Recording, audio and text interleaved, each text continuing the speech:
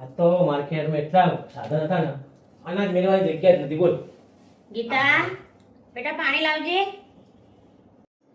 હા મમ્મી લાવું.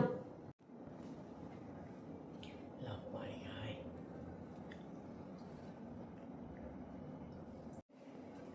શું ભાઈ માલનો ભાવ હરખો આવ્યો નહીં? ભાવ સરસ ભાવ આવે. આપણે માલનો કમ્પ્લીટ ભાવ આવે.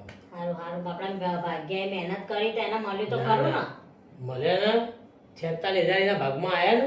આયા? 46 આપણા જ આયા. બરાબર સારું કહેવાય લો. હા. ખર્ચો લ્યો કરતા. ગીતા આ પૈસા મૂકી દે ને.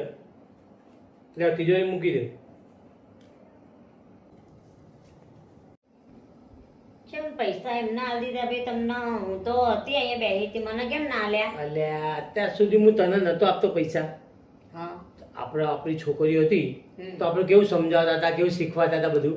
હા હવે આને પોતાની તરીકે રાખવું પડશે અને એને શીખવાડવું પડશે તો એને જવાબદારીનું ભાન આવશે. હવે એને વાત તો તમારી સાચી છે હો. આપણે એને હવે પોતાની માનશું ને તો જે આપણા મા બાપ સમજીને આપણી બેની જવાબદારી સમજશે. હા અને ગીતા હવે આપણો રક્ષાબંધન આવે છે ને તો ત્રણેય દીકરીઓને પૈસામાંથી કવર ભરી દેજો. કેટલા કેટલા ભરું કવરમાં?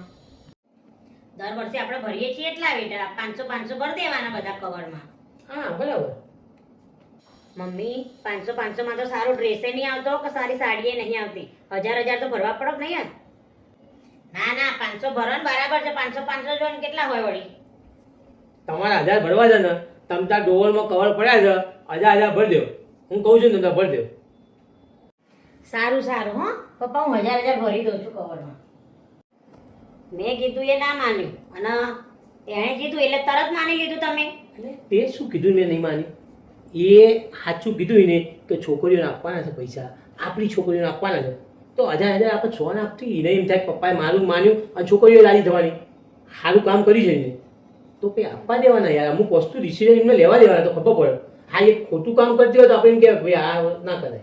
સાચી વાત છે. હું તો તમારી મેં એ વસ્તુ જોઈ હો કે જો આપણે એને આલ્યું તો એને પણ એમનું પોતાનું સમજી અને એને એની જવાબદારી નિભાઈ હા અને એને પણ આપણી છોકરીઓને પોતાની સમજી અને વ્યવહાર કરવાનું વિચાર્યું. કારણ કે આપણે તો કાલ લઈશું નહીં તો એ જ આપણી છોકરીઓને સંભાળશે ને. અને હવે આપણે કોઈ ચિંતા નથી. આપણે હાજર નહીં હોય તો આપણી દીકરીઓને સંભાળશે. હા બસ એ જ જોતું હતું એટલે જ મેં એને પૈસા આપ્યા હતા કે આ શું કઈ રીતના વ્યવહાર કરે છે. ધીમે ધીમે શીખે ને તો ખબર પડે. ના ના સરસ સરસ સારું કર્યું હો તમે.